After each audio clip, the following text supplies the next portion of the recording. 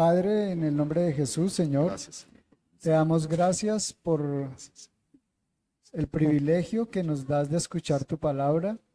Te damos gracias por la bondad que tienes con nosotros al levantar un hombre como el pastor Rubén, fiel a tu palabra, fiel a las escrituras y sobre todo con un corazón enseñable y con un corazón que se dispone para escucharte y venir y traer el mensaje a nosotros, a la iglesia, Señor. Te pedimos, Dios de Israel, que como siempre el poder de tu Santo Espíritu, Señor, siempre esté con él. Y en este momento tan especial, pero que también es un momento en el cual temblamos ante tu presencia al estar acá, parados para expresar tu voluntad, Señor. Que el poder de tu Santo Espíritu siempre esté con él en este momento especial para impartir el mensaje tuyo a la iglesia, Señor. Te damos gracias por la vida del pastor en el nombre de Jesús. Amén. Amén. Muchas gracias, hermano. pastor. Gracias, hermano. Muy buenos días, amados hermanos. Qué bueno que uno pase y oren así por uno. Es una bendición, es reconfortante. Amados hermanos, tengo aquí unos preciosos nombres que voy a decir y vamos a, antes de entrar en el sermón, hacer otra oración. Aquí está Gabriel, allá lo veo, Josué, que llegó a su lugar como debe ser, ¿sí? Samuel, ya está, ¿sí? Matías, también lo veo ahí, ¿sí? Amy, allá la veo, ¿sí? Nos hace falta Ian, nos hace falta Ian. Elian, allá lo veo, ¿sí? Y Samuel, ahí lo veo también, ¿sí? Los nombré como, traté de hacerlos como de mayor a menor, yo no sé si me equivoqué, pero así más o menos los escribí. Yo no sé Ian en dónde, pues yo los nombro a ellos en una familia y luego a Ian como el primo, ¿no? Nos hace falta. Tenemos 8 niños, de los cuales están congregando 7. Nos hace falta Ian. Vamos a orar por esos niños, pero también vamos a orar por la hermana Paola Borges, quien está enferma, no pudo congregarse hoy con nosotros. Y quisiera preguntar, bueno, nos hace falta el hermano Carlitos, Andrés, ¿quién más? El hermano Antonio, sí, el hermano Antonio. ¿Quién más nos hace falta? Bueno, Ian, Daniela, Felipe, ¿sí?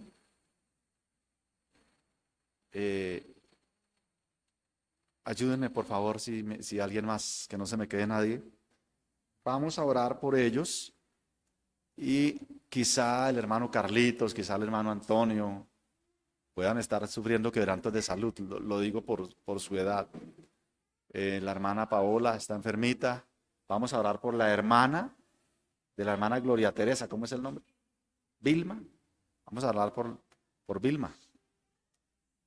Y no sé si alguno aquí tenga quebrantos de salud. En estos días un pastor me preguntó, hermano, ¿usted todavía cree que Dios puede sanar? Yo le dije, siempre, hermano, siempre. ¿Sí? O sea, nosotros oramos sin declarar nada, ¿no? Sino confiando en el Señor, de que Él nos responde las oraciones y que Él puede sanar. Es decir, Él hace lo que Él quiere, amén. Entonces oramos en ese sentido, pero creemos que Dios es el mismo ayer, hoy y por los siglos. Eso es una realidad entre nosotros y Él es nuestro sanador, nuestro salvador, nuestro proveedor. Así como oramos por nuestras necesidades, oramos también por salud, que es una de las necesidades que tendremos siempre hasta que no seamos perfeccionados. Vamos a orar entonces, hermanos, y entramos en el sermón. Padre, gracias por tanta misericordia, por tanta paciencia, por tanta humildad para con nosotros, por tantos cuidados tiernos, por tanta gracia, por tanto amor, por tanta dulzura, por tanta ternura con que nos tratas, Señor. Hemos nombrado a estos preciosos niños que ya mi hermano Wilson también en su oración los había nombrado, los había presentado ante tu trono. Oh Señor, pero queremos nombrarlos siempre, como ha sido nuestro propósito, e ir sumando los que vas a añadir a esta iglesia, Señor. Porque queremos presentarlos muy especialmente y cuidarlos, Señor, en nuestras oraciones. Aquí están nuevamente, Señor, para rogarte tus cuidados, tu protección, tu ayuda. Oh Señor, que ellos sean resguardados, que ellos sean cuidados, que ellos sean protegidos de todo ataque del maligno, de toda obra del demonio, Señor, que quiere arrancarlos, que quiere desligarlos de ti y que quiere corromper sus mentes y sus corazones. Por tanto, Señor, te pedimos muy especialmente por ellos, que ellos sean preservados y guardados para tu gloria, en el buen camino, en el camino santo, en Cristo Jesús. Señor, también nos acordamos de nuestros queridos hermanos que están ausentes hoy, algunos quizá por enfermedad, como sabemos bien de nuestra hermana Paola, también de Vilma, Señor, pero no sabemos nuestro hermano Antonio, nuestro hermano Carlitos. Entendemos que Daniela y Felipe, el asunto es laboral y por consiguiente su hijito tampoco puede estar entre nosotros. Pero oramos por todos, Felipe, Andrés, que también su asunto es laboral o de compromisos, Señor. Te pedimos, Señor, que obres en todos, que los bendigas, que les proveas el tiempo, el espacio de tiempo para que ellos puedan congregarse, Señor. Sana sus enfermedades, sus dolencias. Ayúdales, Señor, en sus necesidades. Oramos porque sabemos bien que tú eres nuestro Dios, que respondes a nuestra oración, que atiendes a nuestra súplica, que has dicho que eres nuestro proveedor, nuestro sanador, nuestro salvador. Oh Señor, gracias. Confiamos y sabemos bien que es verdad lo que nos dices. Bendito sea tu nombre. Te pido que bendigas a la iglesia. Te ruego, Señor, misericordia para poder exponer tu palabra con seriedad, con responsabilidad, con apego a tus palabras santas. Concédeme la gracia de exponer este texto, Señor, en el nombre de Jesús. Amén y amén. Gracias al Señor. Bien, amados hermanos, vamos a nuestro texto que nos corresponde hoy en Apocalipsis, capítulo 22, los versículos 1 al 5. Apocalipsis, capítulo 22, versículos 1 al 5. En la división que me fue entregada estaba los versículos 1 al 6. Pero ya les explicaré dentro de mi introducción por qué está del 1 al 5 y el 6 será sumado a la siguiente unidad de pensamiento que será predicada de hoy en 8. Dice la palabra del Señor. Después me mostró un río limpio de agua de vida, resplandeciente como cristal, que salía del trono de Dios y del Cordero. En medio de la calle de la ciudad y a uno y otro lado del río estaba el árbol de la vida, en medio de la calle de la ciudad. Y a uno y otro lado del río estaba el árbol de la vida, que produce 12 frutos, dando cada mes su fruto. Y las hojas del árbol eran para la sanidad de las naciones. Y no habrá más maldición. Y el trono de Dios y del Cordero estarán en ella, y sus siervos le servirán. Y verán su trono, y su nombre estará en sus frentes. No habrá allí más noche, y no tienen necesidad de luz y lámpara. Y no tienen necesidad de luz de lámpara, ni de luz del sol, porque Dios el Señor los iluminará, y reinarán por los siglos de los siglos. Amén.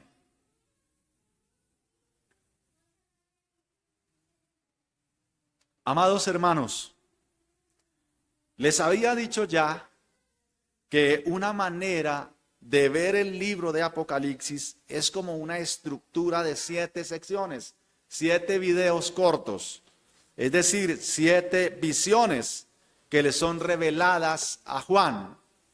Y que lo que Juan ve en esas 7 visiones es lo que ocurriría entre la primera y la segunda venida de Cristo. Esta introducción ustedes ya la tienen. Y Juan tiene una consideración diferente en cada una de sus visiones. En la primera visión, Apocalipsis 1, 9 al 3, 22, Juan considera la situación de la iglesia en la tierra. En la segunda visión, Apocalipsis 4:1 al 8:1, Juan considera lo que ocurre con los santos en el cielo. En la tercera visión, Apocalipsis 8:2 al 11:19, Juan considera los juicios de Dios, es decir, las trompetas en las trompetas. En la cuarta visión, Apocalipsis 12:1 al 14:20, Juan considera la batalla entre Satanás con sus ejércitos y Cristo con su ejército.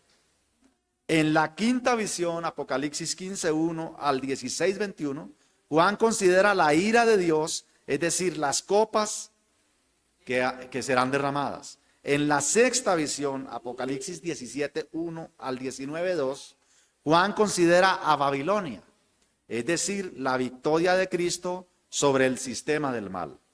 Y en la séptima visión, Apocalipsis 21 al 22:5, que es el versículo hasta donde leímos hoy, por eso no consideré el 6.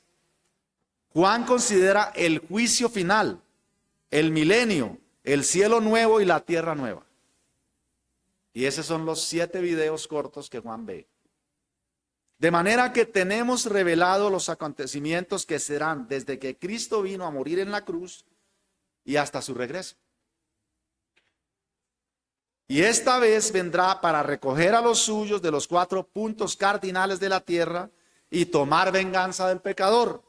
Ya no vendrá como cordero, sino que vendrá como león. Entonces, en Apocalipsis tenemos 7 veces el inicio de la iglesia, 7 veces el desarrollo de la iglesia en asuntos distintos y 7 veces el final glorioso que tendrá la iglesia. Así que, hermanos, estamos justo en el pasaje que cierra la séptima visión. Es la última escena del séptimo video que le fue dado a Juan. Ahora bien, amados, estos 5 versículos son parte del capítulo anterior, deberían ser del capítulo 21. Uno de los 7 ángeles, de los que tenían las 7 copas de las 7 plagas postreras, viene a Juan y le muestra el final de la historia. Eso es donde lo vemos, en el versículo 9 del capítulo 21. Así se puede leer. Vino entonces a mí uno de los 7 ángeles que tenían las 7 copas llenas de las 7 plagas postreras y habló conmigo, diciendo, ven acá, yo te mostraré la desposada, la esposa del Cordero. Y esa visión que le está mostrando el ángel termina en el versículo 5 del capítulo 22. De manera que esta última sección de la séptima visión va desde el capítulo 21, versículo 9, hasta el capítulo 22, versículo 5. Y como dije, nuestro pasaje es la última escena. Ahora bien, Juan ha visto la ciudad santa, ha visto sus calles, ha visto sus muros, ha visto sus medidas incluso, ha visto sus materiales y ha visto hasta sus habitantes. Pero aún hacía falta ver algo más, algo más. Así que el ángel lo lleva hasta el mismísimo Edén. Es decir, cuando termina el capítulo 21, la visión hasta ahí ha sido externa. Pero ahora el ángel lo introduce, lo lleva adentro de la ciudad.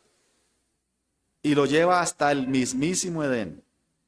Allí en el huerto donde una vez se pronunció maldición, donde la sentencia divina fue maldita será la tierra por tu causa, ahora el ángel dice, ya no habrá más maldición. Amados hermanos, estamos justo al frente del nuevo huerto de Edén. Y es por esta razón, amados hermanos, que he titulado este sermón El jardín renovado. El jardín renovado. Por supuesto que nuestro texto tiene más puntos, pero permítanme, amados hermanos, esgrimir para ustedes este texto en 2 puntos. Nuestro primer punto lo podemos ver en los versículos 1 y 2. La abundancia en el jardín. La abundancia en el jardín. Y nuestro segundo punto lo podemos ver desde el versículo 3 hasta el versículo 5. El reino en el jardín. O el reino del jardín. Yo quiero dejarlo con los enlaces en él. Ya que cuando consideramos el huerto de Edén en Génesis, las personas que habitaban en ese huerto fueron expulsadas. Pero ahora estaremos dentro del jardín. Entonces, prefiero decir en el jardín. Veamos, amados hermanos, despacio y con tranquilidad, nuestro primer punto. La abundancia en el jardín. Lean conmigo, por favor, los 2 primeros versículos. Después me mostró un río limpio de agua de vida, resplandeciente como cristal, que salía del trono de Dios y del Cordero, en medio de la calle de la ciudad. Y a uno y otro lado del río estaba el árbol de la vida, que produce 12 frutos, dando cada mes su fruto. Y las hojas del árbol eran para la sanidad de las naciones. Amados hermanos, el capítulo 3 de Génesis nos narra la triste historia de la caída de la humanidad. El resto de las escrituras es la ampliación detallada de las consecuencias del pecado. Y aquí permítanme hacer un gran paréntesis. La teología liberal o la teología de la liberación han dado por negar la inspiración divina de las escrituras. O sea, ellos no dicen que la Biblia o que las escrituras es la palabra de Dios. Ellos prefieren usar una falacia y dicen que las escrituras contienen la palabra de Dios. Y entre todo lo que niegan el capítulo 3 de Génesis. Pero si nosotros quitamos el capítulo 3 de Génesis, nunca entenderíamos la Biblia. Nunca sabríamos qué pasó. Es decir, si quitamos el capítulo 3 de Génesis, no tiene sentido la venida de Cristo, no tiene sentido la crucifixión, no tiene sentido la resurrección, no tiene sentido el infierno, no tiene sentido la condenación eterna, no tiene sentido pensar en que debemos ser redimidos. Porque todo comienza en el capítulo 3 de Génesis. Y el resto de la Biblia es explicando ese capítulo. Si tú quieres entender las escrituras, deberías concentrarte mucho en estudiar el capítulo 3 de Génesis y saber qué pasó, porque allí se explica qué fue lo que pasó.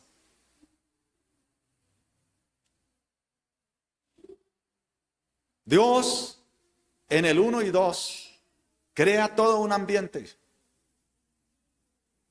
y crea un huerto y crea a la criatura a su imagen y semejanza y lo pone en el huerto para que disfrute de él para siempre, para tener una relación viva con su criatura.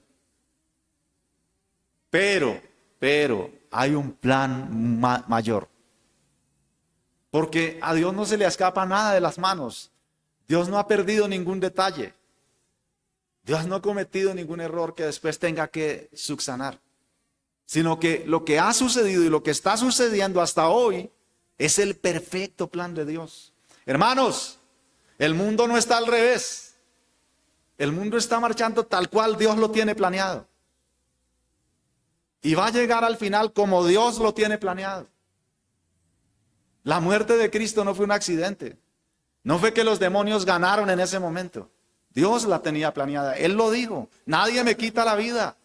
Nadie tiene el poder para hacerlo. El mismo día que arrestaron a Cristo, el mismo día, hermanos, esa gente que fue a arrestar a Cristo, el poder de Dios los derribó.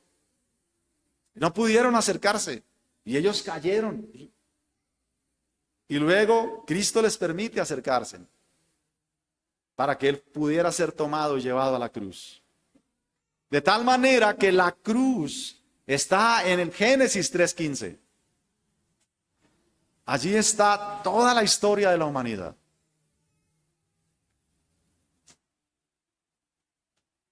Y el resto de la Biblia detalla o da una ampliación detallada de las consecuencias del pecado.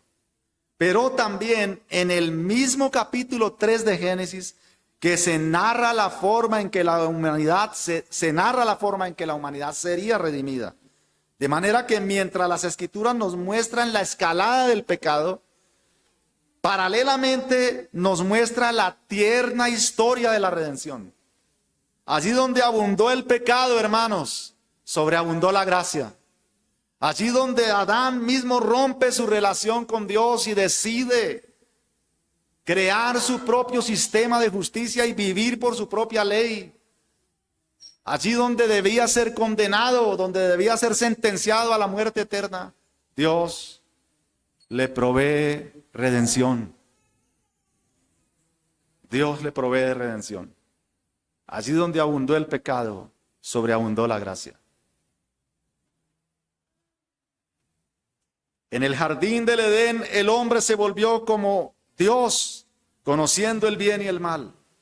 Por su rebeldía fue expulsado del jardín y fue exiliado a tierras áridas y desérticas. El árbol de la vida es fuertemente custodiado por querubines y una espada encendida.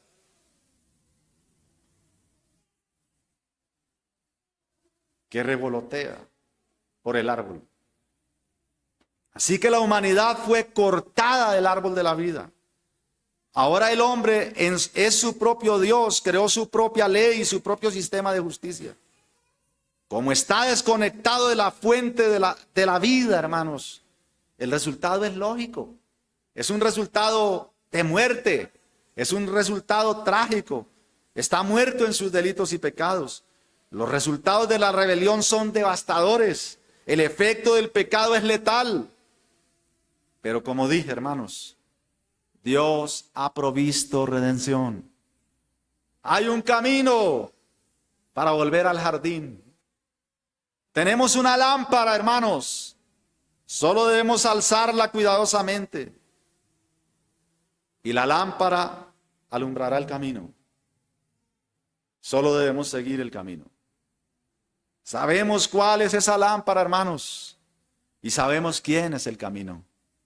El salmista dijo: lámpara es a mis pies tu palabra y lumbrera a mi camino.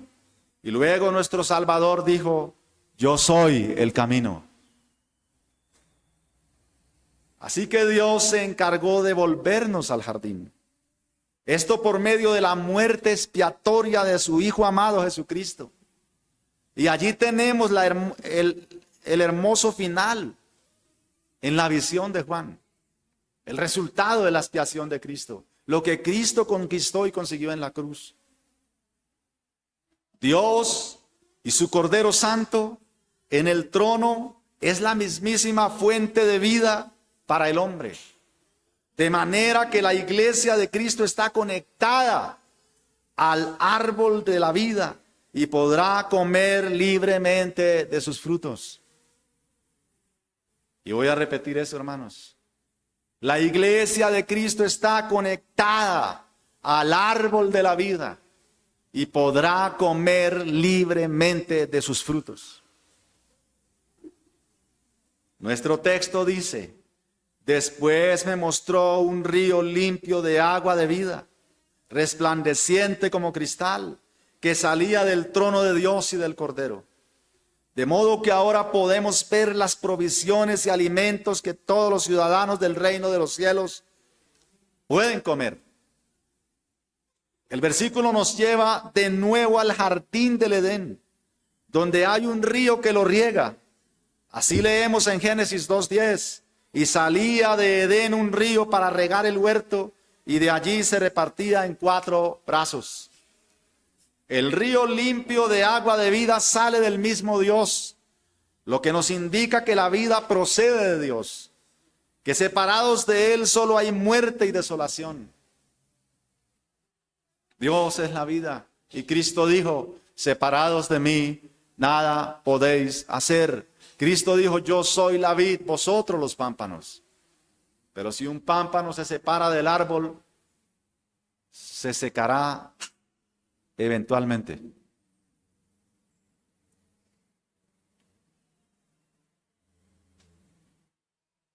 Es precisamente lo que Juan ya ha dicho.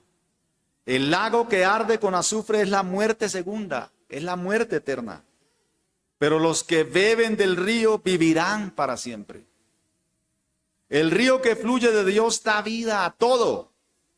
El jardín vive porque el río lo baña, y todos los que habiten el jardín vivirán.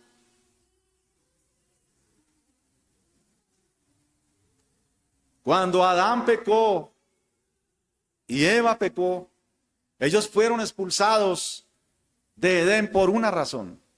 Y la razón la da Dios. No sea que alarguen su mano y tomen del árbol de la vida y vivan para siempre.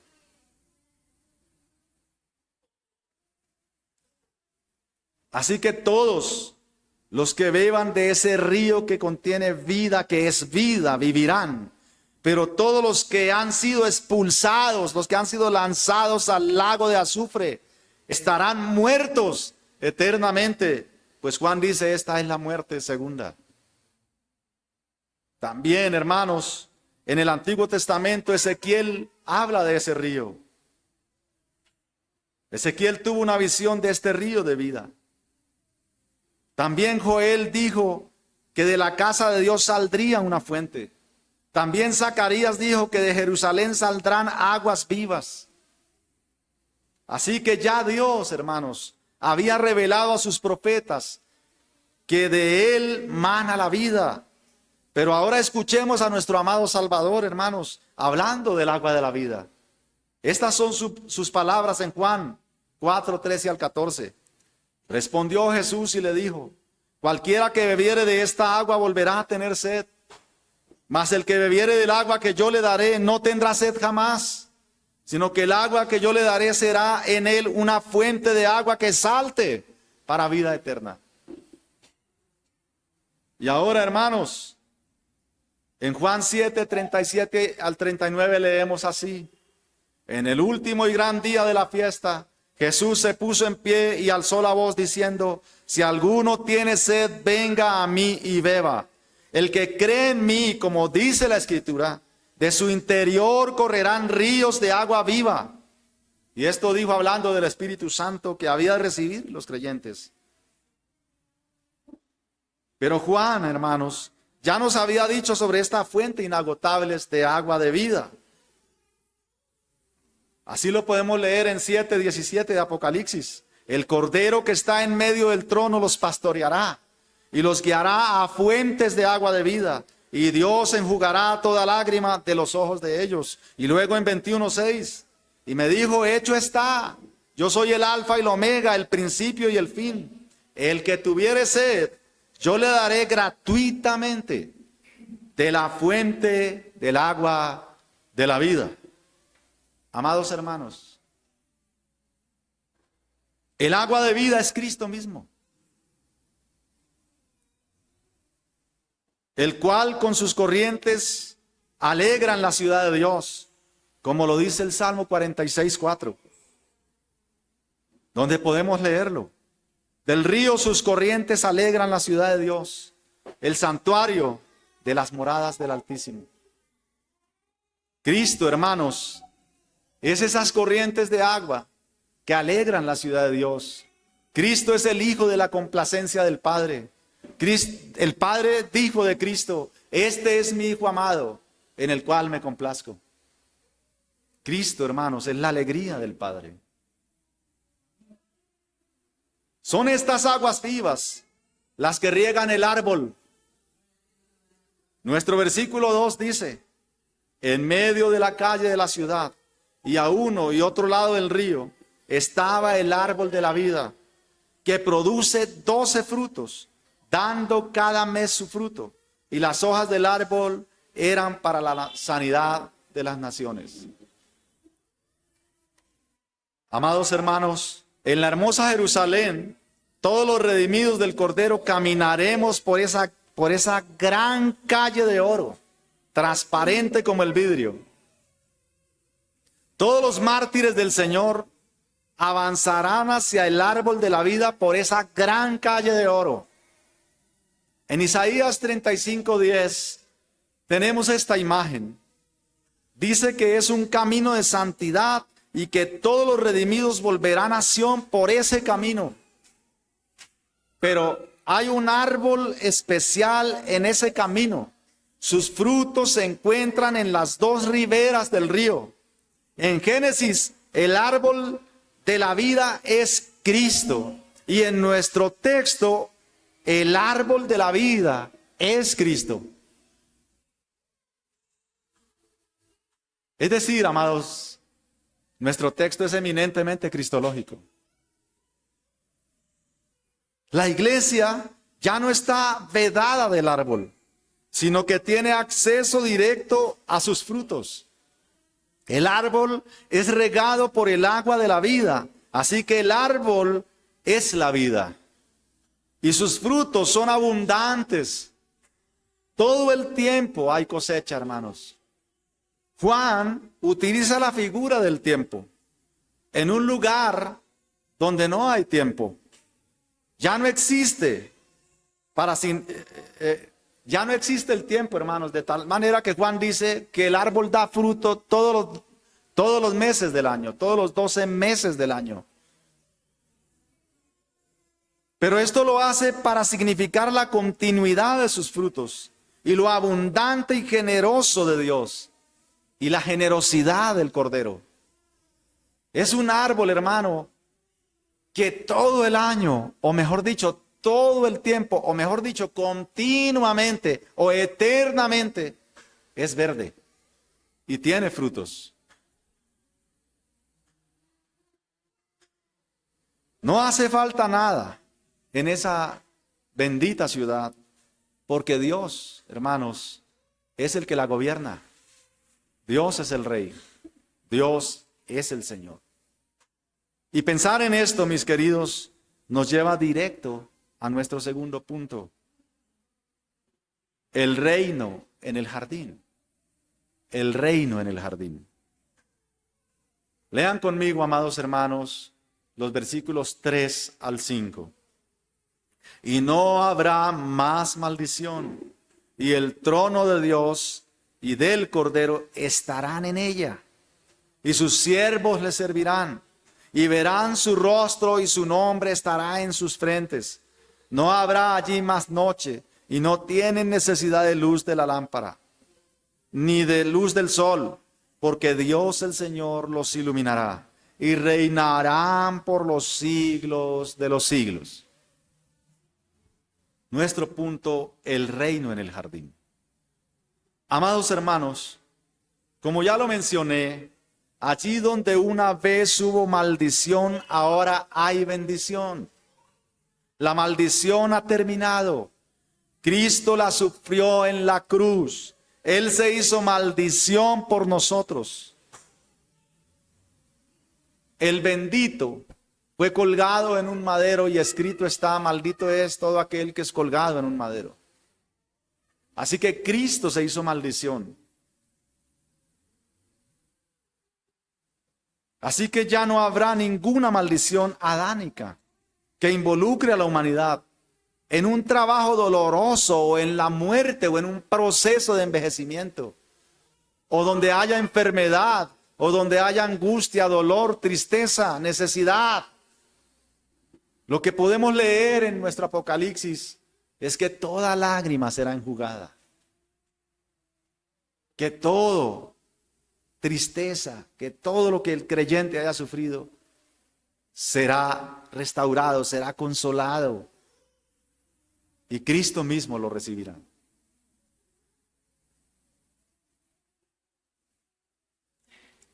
Esta maldición había vedado a la humanidad del jardín del Edén y del árbol de la vida que le permitía vivir para siempre.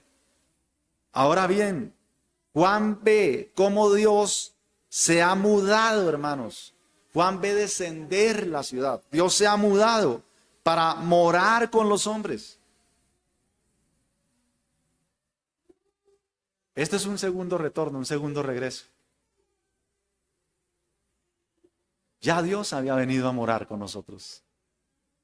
Ya se había venido a identificar con todas nuestras necesidades, con todas nuestras debilidades, porque dicen las Escrituras de Cristo que Él experimentó todas las necesidades humanas, todas las tentaciones humanas. Cristo las experimentó. Y no hay nada en el ser humano que Cristo no lo haya vivido. Y alguno dirá, a mí me traicionaron. Pues Cristo vivió la traición. Y alguno dirá, a mí me han abandonado. Pues Cristo vivió el abandono. Y alguno dirá, yo soy desplazado de la violencia. Pues Cristo fue desplazado desde su niñez por la violencia. Y alguno dirá, yo he pasado hambre. Pues Cristo la pasó en el desierto. Y alguno dirá, yo he tenido sed hasta la muerte. Pues Cristo dijo, tengo sed, muriendo en la cruz. Y tú puedes pensar en cualquier necesidad, en cualquier dolor humano. Y yo te digo, Cristo lo vivió. Cristo lo experimentó. Experimentó el destierro, la traición, la persecución, la angustia, el dolor, la humillación. Lo escupieron, lo golpearon, sufrió violencia, sufrió traición, sufrió la crítica. Todo lo que puedas pensar, Cristo lo experimentó. Y Él se identificó plenamente con la criatura. Pero además experimentó toda clase de tentación. Pero Cristo venció. Él es el vencedor. Él es el que ha venido y viene a vencer. Él ha venido, dice el texto. Murió en la cruz, pero viene, regresará a vencer. Él ha conquistado todo, hermanos. Hace unos días, no recuerdo si fue en esta semana o en la semana pasada, un hermano querido me decía, es que nosotros no hemos dimensionado bien la redención. Ciertamente, no hemos dimensionado bien lo que Cristo hizo en la cruz. Todo lo que Cristo conquistó, lo que significa nuestra salvación. Y de hecho eso se refleja claramente en nuestro servicio, en nuestro débil servicio, en lo que hacemos en la iglesia. Pues si hubiésemos dimensionado bien esto, hermano, esta iglesia estaría llena. Eso se lo aseguro. Pero no hemos dimensionado bien lo que Cristo hizo en la cruz. Y este gran final, este video, esta última escena que Juan está contemplando, no la hemos dimensionado bien. De otra manera no habría nada que nos afligiera en esta tierra. No habría ningún poder que nos robara el gozo. Toda nuestra atención estaría allí. Porque quiero decirle, amada iglesia, pronto viviremos esto. Hermanos, Maranata, Cristo viene, Cristo viene.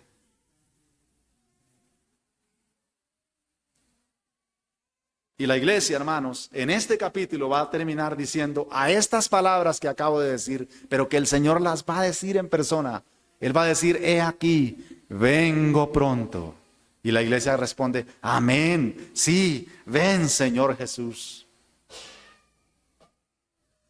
Y de los 4 puntos cardinales de la tierra, hermanos, de los 4 puntos cardinales de la tierra, de toda lengua, tribu y nación, en todos la historia de la humanidad, en todas las épocas del mundo, se levantará la gente que creyó en Cristo, un ejército de creyentes, para recibirle en el aire y para habitar en esta bendita ciudad, y tendrán libre acceso al árbol de la vida. Y nunca más habrá muerte, ni llanto, ni tristeza, ni dolor, ni angustia, ni enfermedad, ni persecución, ni afanes, ni ningún tipo de tristeza. Pues Cristo eliminó todos estos enemigos en la cruz del Calvario.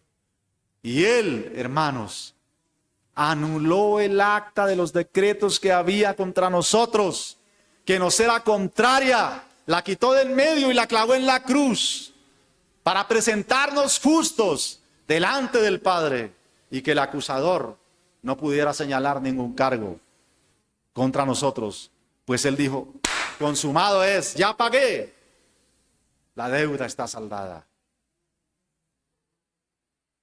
Hermanos, si esta verdad eterna del Evangelio, en este pasaje que estamos leyendo hoy, no logra tocar tu corazón, no logra conmover las fibras de tu alma, yo no sabría ya más que predicar en esta iglesia.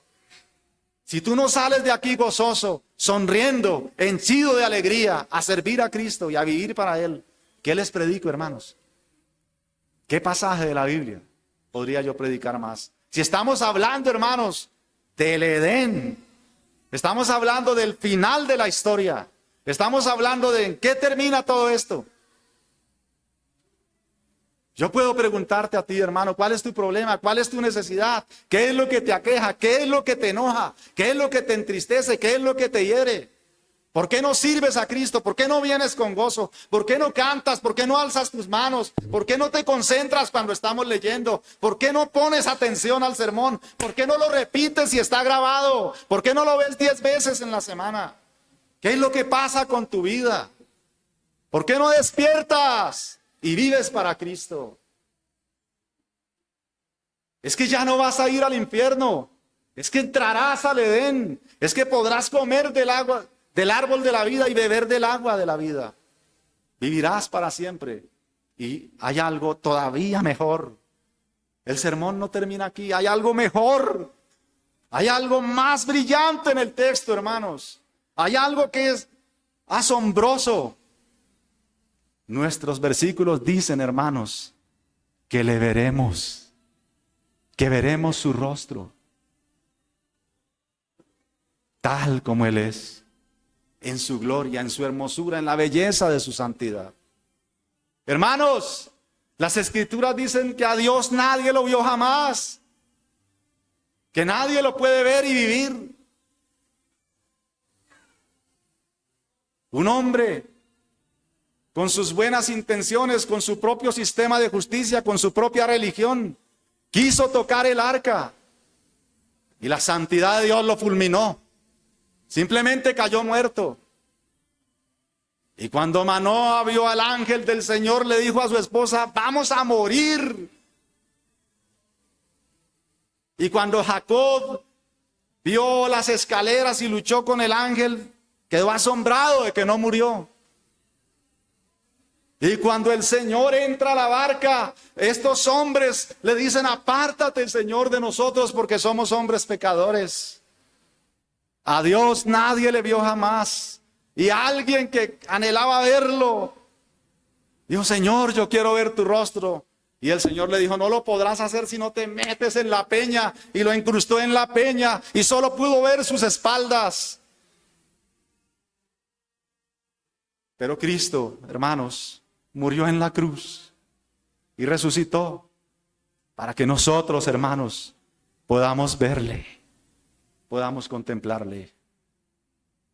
Y la iglesia toda, hermanos, verá el rostro de Cristo. Pablo escribe a la iglesia diciéndole: veremos tal como Él es, tal como Él es. Bendito su nombre. Hombres sin haber muerto en un monte vieron a Cristo transfigurado. Y el efecto que eso tuvo en ellos fue decir: hagamos una enramada, no queremos bajar de este monte. No queremos salir de este momento. Amados hermanos, nada supera la presencia de Dios. Nada supera conocerle. Nada supera verle. Y en esto consiste, hermanos, la vida eterna.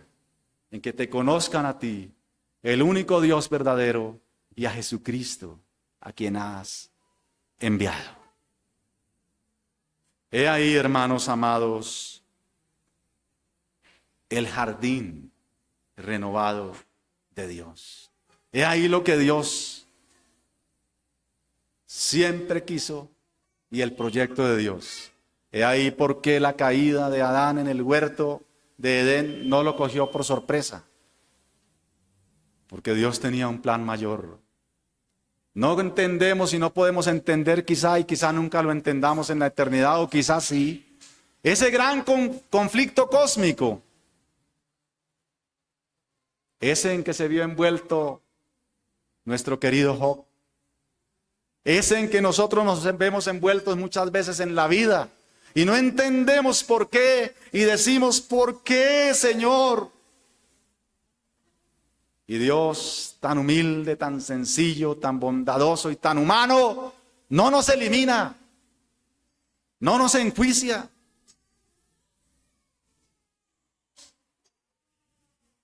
Pero nos conduce, hermanos, a la salvación.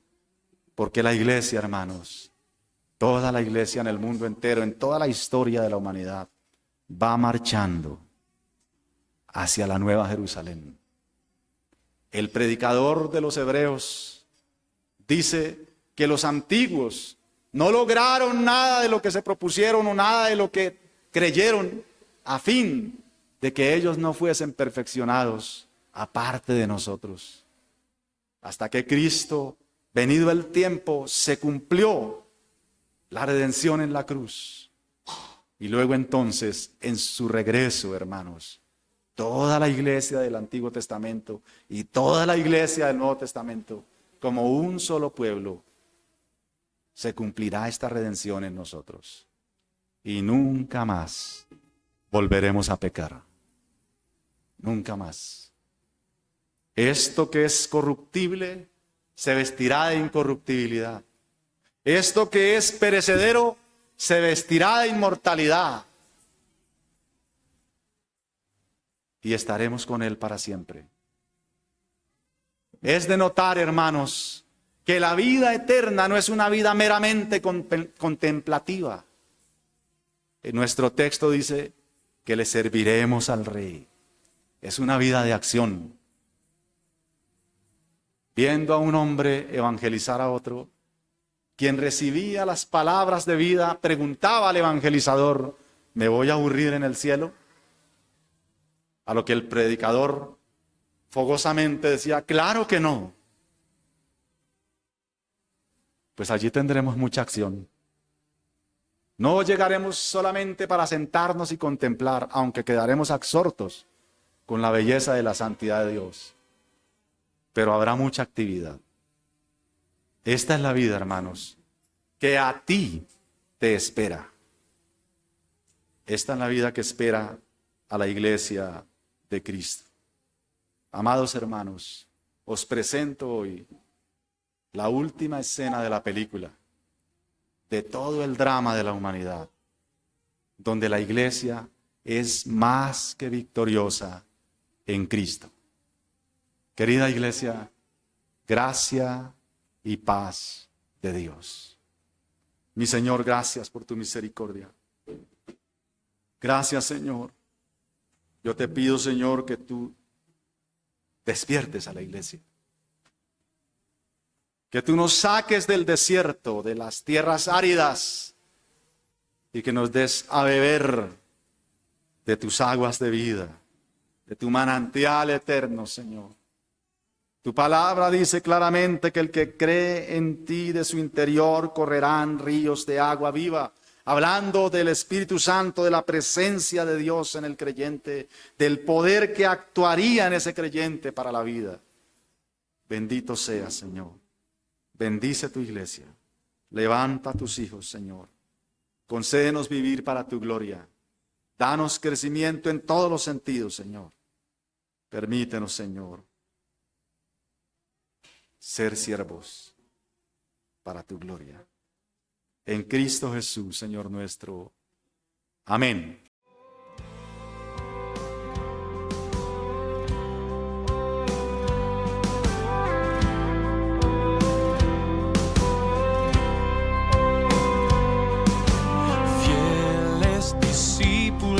de Cristo que al reino